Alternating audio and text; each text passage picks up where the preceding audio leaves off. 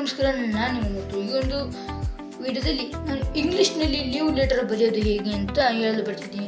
ನಾನು ಕನ್ನಡದಲ್ಲಿ ಈಗಾಗಲೇ ಬಹಳಷ್ಟು ರಜಾ ಇವನ್ನು ಬರೆದಿದ್ದೀನಿ. ಅದನ್ನು ಎಂಡ್ ಸ್ಕ್ರೀನಲ್ಲಿ ಹಾಕಿರ್ತೀನಿ ಅಂತ ಹೇಳ್ತಾ ವಿಡಿಯೋನ ಸ್ಟಾರ್ಟ್ ಮಾಡ್ತಾ ಇದ್ದೀನಿ. ಅದಕ್ಕಿಂತ ಮುಂಚೆ ನೀವೇನಾದರೂ ನಮ್ಮ ಚಾನಲ್ಗೆ ಹೊಸದಾಗಿ ನೋಡ್ತಾ ಇದ್ದಾರೆ ಅಂದರೆ ಸಬ್ಸ್ಕ್ರೈಬ್ ಮಾಡಿ. ಹಾಗೂ ಈ ವಿಡಿಯೋ ನಿಮಗೆ ಬಹಳ ಇಷ್ಟವಾಯಿತು ಅಂದರೆ ವಿಡಿಯೋದ ಕೊನೆಯಲ್ಲಿ ಒಂದು ಲೈಕ್ ಕೊಟ್ಟು ಹೋಗಿ ಅಂತ ಹೇಳುತ್ತಾ ವಿಡಿಯೋನ ಸ್ಟಾರ್ಟ್ ಮಾಡ್ತಾ ಇದ್ದೀನಿ.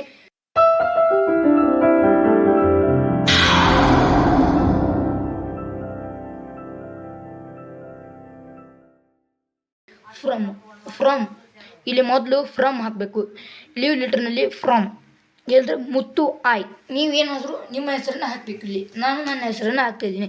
ಇನ್ನು ಎಷ್ಟನೇ ಕ್ಲಾಸ್ ಅಂತ ಇಲ್ಲಿ ಹಾಕಬೇಕು. ನಾನು ಉದಾಹರಣೆಗೆ 5th ಕ್ಲಾಸ್ ಅಂತ ತೊಗೊಂಡಿನಿ. ಯಾವ school? Saint Teresa school, Dharwad. ನಾನು ನಮ್ಮ ಒಂದು ಉದಾಹರಣೆಗೆ ಒಂದು ಸ್ಕೂಲನ್ನು ತೊಗೊಂಡಿದ್ದೀನಿ. ನೀವು ಬೇರೆ ಬೇರೆ ಸ್ಕೂಲನ್ನು ತೊಗೋಬೋದು. ಇನ್ನು ಟು ಇವರಿಂದ ಇವರಿಗೆ ಟು. The class teacher 5th class. The class teacher 5th class. ನೀವು ಯಾವ ಕ್ಲಾಸಲ್ಲಿದೆ? 5th ಕ್ಲಾಸಲ್ಲಿ. ಆ 5th ಕ್ಲಾಸ್ ಟೀಚರ್ಗೆ ಇದೊಂದು ಪತ್ರ ಬರುತ್ತೆ. ಯಾವ ಶಾಲೆ? Saint Teresa school, Dharwad. Saint Teresa school, ಧಾರವಾಡಲ್ಲಿ. ನೆಕ್ಸ್ಟ್ ಒಂದು ನೋಡಿದ್ರೆ ರೆಸ್ಪೆಕ್ಟೆಡ್ ಸರ್ ಅಥವಾ ರೆಸ್ಪೆಕ್ಟೆಡ್ ಟೀಚರ್. ನೋಡಿ ಮುಂದೆ ಏನು ಬರೀಬೇಕು ಅಂತಂದರೆ as I am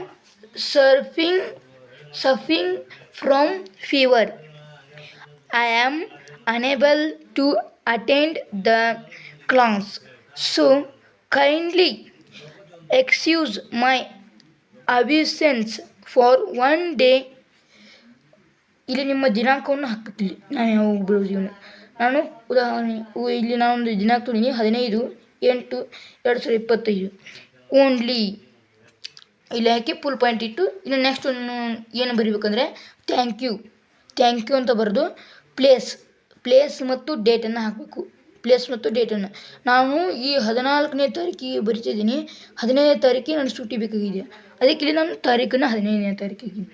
your faithfully ಅಂತ ಹಾಕಿ ಮುತ್ತು ಆಯ್ ನಿಮ್ಮ ಹೆಸರನ್ನು ಹಾಕಿ ಹಾಗೂ ನಿಮ್ಮ ತರಗತಿಯನ್ನು ಹಾಕಿದರೆ ಇದೊಂದು ಇಂಗ್ಲೀಷ್ನಲ್ಲಿ ಲೀವ್ ಲೆಟರ್ ರೆಡಿ ಆಗುತ್ತೆ.